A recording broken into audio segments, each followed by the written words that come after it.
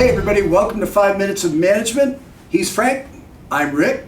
Frank, guess what's going on this week? What's that? So, we have Workforce Game Changers 2016 winners. They're going to be in the August edition of Workforce Magazine. Not only that, we've got some really cool video to go along with it that these people actually submitted, and we were able to create some really cool videos individually, along with some cool selfies, along with their stories. So it's going to be a really awesome online package, and we're really excited about it. Very cool, and that's the August issue? August issue of Workforce and online, workforce.com. Go check it out. So Frank, we got some interesting news today. We do. Kind of an interesting conclusion coming out of the Journal of Applied Psychology. According to a study published in the June issue, CEOs who challenge their company's culture tend to produce better results than CEOs that have, a leadership style that mimics their culture. According to the study, the researchers surveyed 114 technology company leaders and their management team and asked them to rate a number of statements about the CEO's leadership style and company culture. The answers helped researchers classify management styles and organizational cultures as either task-focused or relationship-focused. And what the study found was that, for instance, if a CEO is more of a task-focused manager and the company is more of a relationship-focused company, that pairing tends to produce better net return on assets. So kind of an ironic conclusion. You would think that companies and CEOs that had the same cultural style would probably produce better results. This study is showing otherwise. And that is an interesting study, because you can find lots of examples for it, and then you can find examples that counteract it.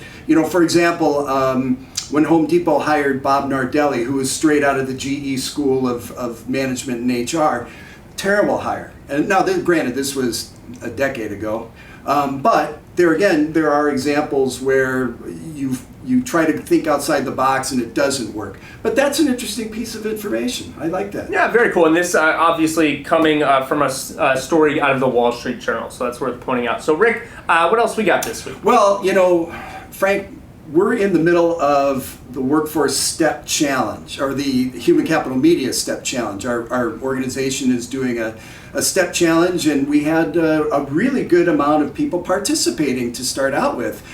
Several have dropped out for whatever reason. One person actually said that the app that we're supposed to use to count our steps is draining her phone, and it's understandable. So it's just like, man, I don't want my phone to be drained just because I'm taking these steps.